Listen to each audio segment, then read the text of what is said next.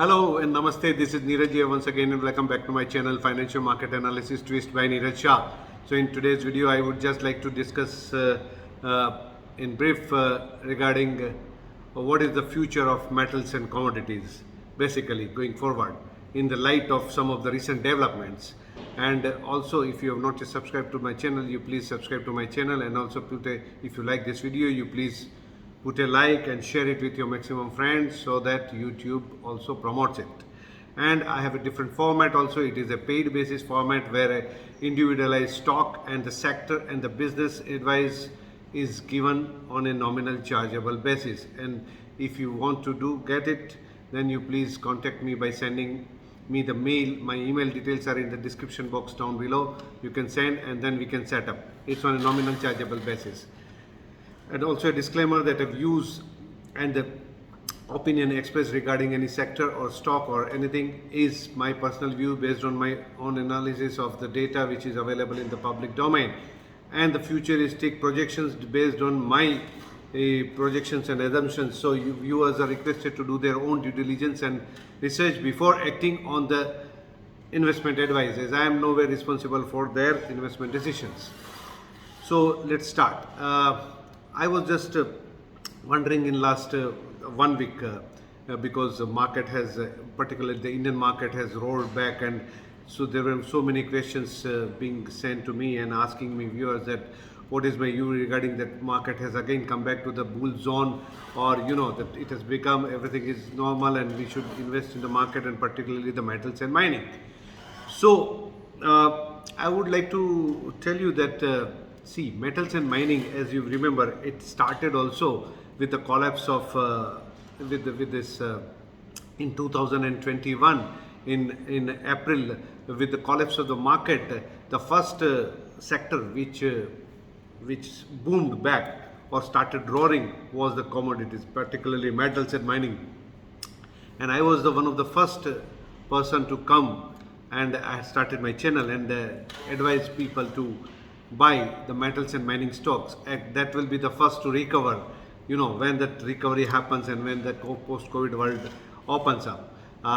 Because of China, as I told you, that China produces and consumes about 50% of the almost all the metals on the base metals, which we call it. Okay, we are not talking about the precious and semi-precious and other, but we are talking about the base industrial metals.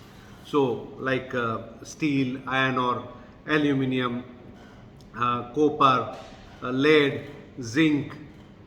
So these are the 6 basically base metals which we call it on, which goes into any of the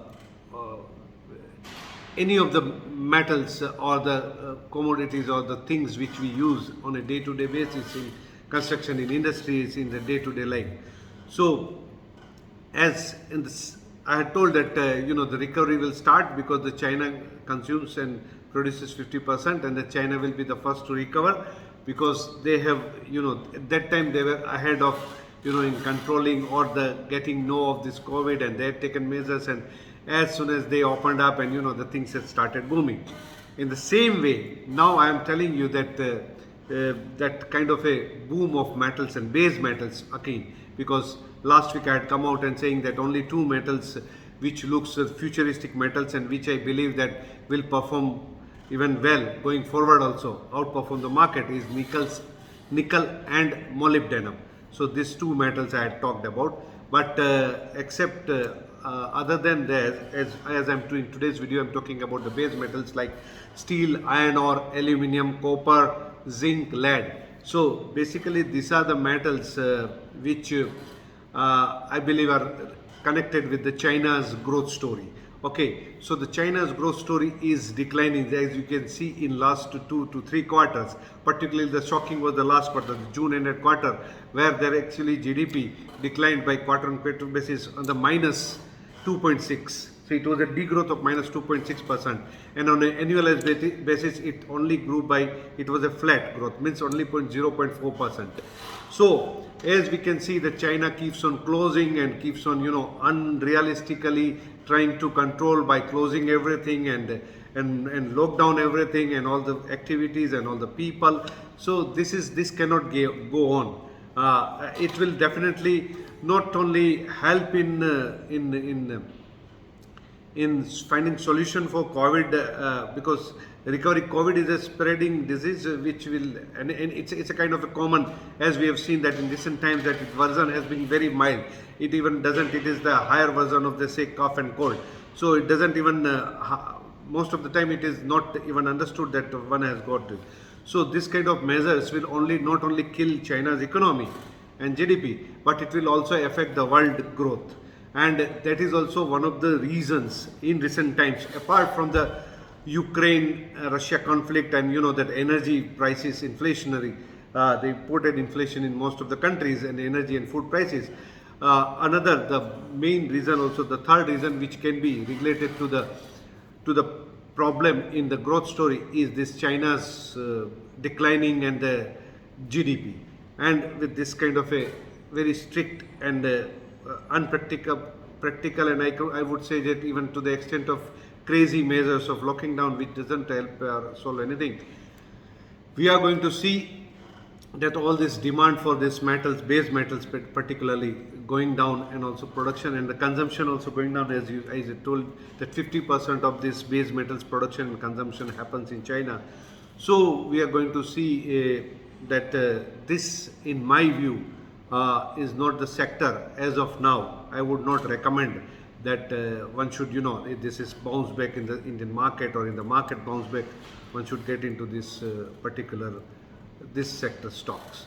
So, like steel, iron ore, aluminium, copper, zinc, these are the stocks, these are the companies or the sector which I would not invest into, because I believe that we are going to see only more chaos going forward with the China, embarking on a very belligerence kind of a mode with USA as far as this Taiwan is concerned, and the world over, the way the geopolitical tensions in every region and continent is playing out. Yesterday in the night, overnight, there was a Kosovo and Serbia, already the bombing and tensions has started, the conflict. So Iran is anyway one of the another very unexpected, or the player in this Middle East geopolitical game. And now the China becoming more belligerent regarding with Taiwan.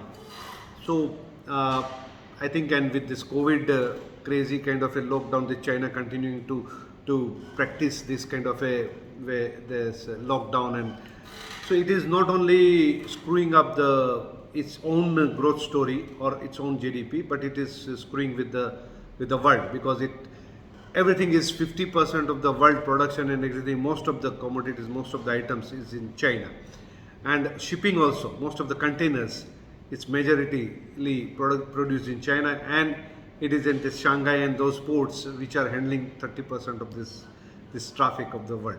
So this is where all the logistics, more problems, more disruptions, more this kind of and it will keep on this high inflation, high prices of this, particularly energy and this, and also non-availability, so supply disruptions. So world over, you will see that basically with this China's slowing down and with this thing, I don't believe that metals and mining would be the sector where you can find. So you should avoid investment in this sector. That's what, because it's for a quite some time, for, you can say, medium to long term. It is I had told you in numerous videos that it has reached the top. We are not going to see that kind of a boom in prices, and because of this China. And the same way now with this kind of more disruption and the China's growth itself declining, so we are going to see a not good demand or the pricing into these base metals. So that's it.